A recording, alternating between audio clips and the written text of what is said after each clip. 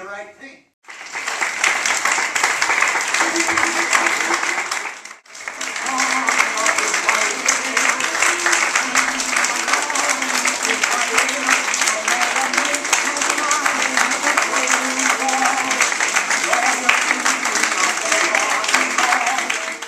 Hi, I'm Rick Grossman, and I portray Eddie Jacobson in Harry and Eddie, the Birth of Israel, here at St. Luke's Theater, which officially opens September 8th. And how many performances do you do a week? Right now we're doing 3 performances. We do Thursday evenings and then Wednesday and Sunday matinees at this point. Okay, now you're on stage almost throughout the whole play. Yeah. Right? Yeah, I'm never off. I start the play, I stay on the stage, never get off for a moment. I only have a couple of breaks. I remain on the stage for some things that happen, some sound cues that are used and projections, but other than that, I'm still there. I never leave. It's a real tour de force for you. I imagine it's very challenging. It is the most I've been in the theater, and I've been acting since I'm 6 years old, and done hundreds and hundreds of plays and roles, and I've had my share of meaty and challenging roles, but never anything of this magnitude. It's a bear, and when you get through the performance each night, it's somewhat of a relief, but it's also extremely gratifying. How long did it take you to prepare for this role? Well, actually, I had done the role a few years back in a staged reading. So we did it for a few performances, but it was done with scripts. To really learn this whole thing, which is 65 pages of nonstop dialogue, you know, it really, I started working on it when we knew we were going ahead with this, which was about 2 months prior, and just drilling and going over and a lot of anguish and frustrating moments, but eventually the theater gods smiled down on you and it all pulls together. Now, was there a lot of material, like pictures or newsreels of him that you were able to find? No newsreels, no. The only thing, there are basically 2 publications. One, of course, is the David McCulloch biography that won the Pulitzer Prize, Truman, where that happened to have 1 picture of President Truman with Eddie Jacobson.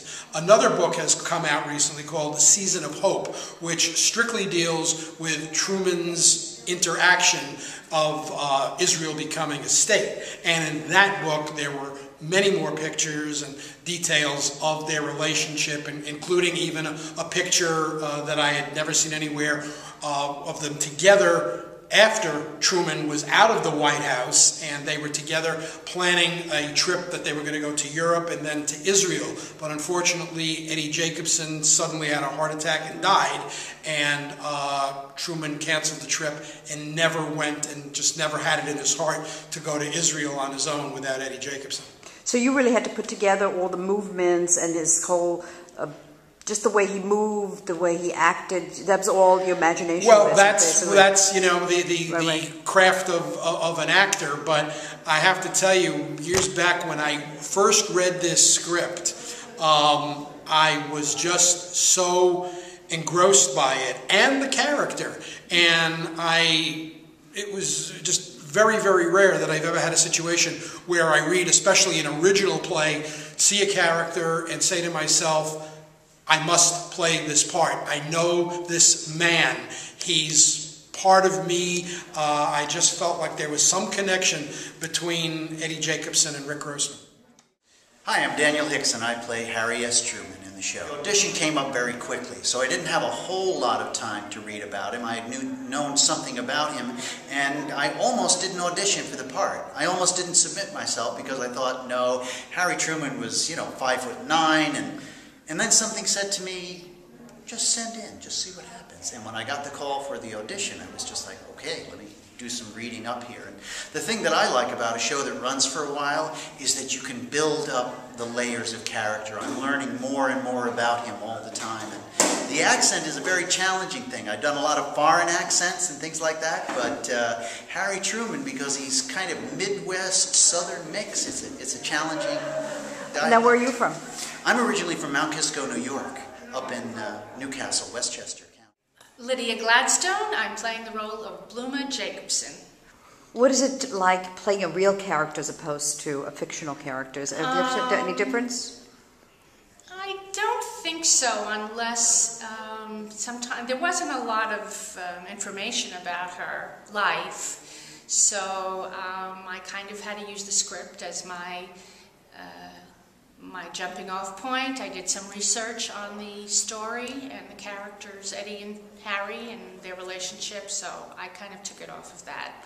But otherwise, I just developed the character along with the other actors and our director. How many years does the play Well, span? it starts in, I think, 1905, he mentions. We're married in 1919, and the play ends in 1948, so you see us for 29 years together. Bob Spiano, director of Harry and Eddie, The Birth of Israel. Could you tell me the journey of this play? When did you start working on it, or what was the history of the production? There is a very, very interesting history to this particular production, almost perhaps as interesting as the history of the play itself. Mark Weston, who was a Long Island playwright, actually did a staged reading of this play out in East Hampton several years ago with Eli Wallach. And it was fairly well received, and then of course it kind of went off to the wayside and I think got forgotten about, which was too bad. I was doing some research. I was trying to find a piece that we could produce at Hofstra University in 2008 to celebrate the 60th anniversary of the founding of the State of Israel. Well, after weeks and weeks and I think months of research, I really wasn't coming up with anything. And finally, I think I wound up punching in and Googling the birth of Israel. I think that's the exact phrase I actually used, with the State of Israel. And that led me to a link to the Guild Hall, the John Drew Theater at Guild Hall out in East Hampton, and I found that this play had been done there. I called one of my colleagues there, asked him about the piece. He put me in touch with the playwright. Turned out that the playwright lived on Long Island. We then actually presented the production in a staged reading format in 2008 for 5 performances at Hofstra. It sold out. We added an additional performance. That sold out, and we actually had to turn people away.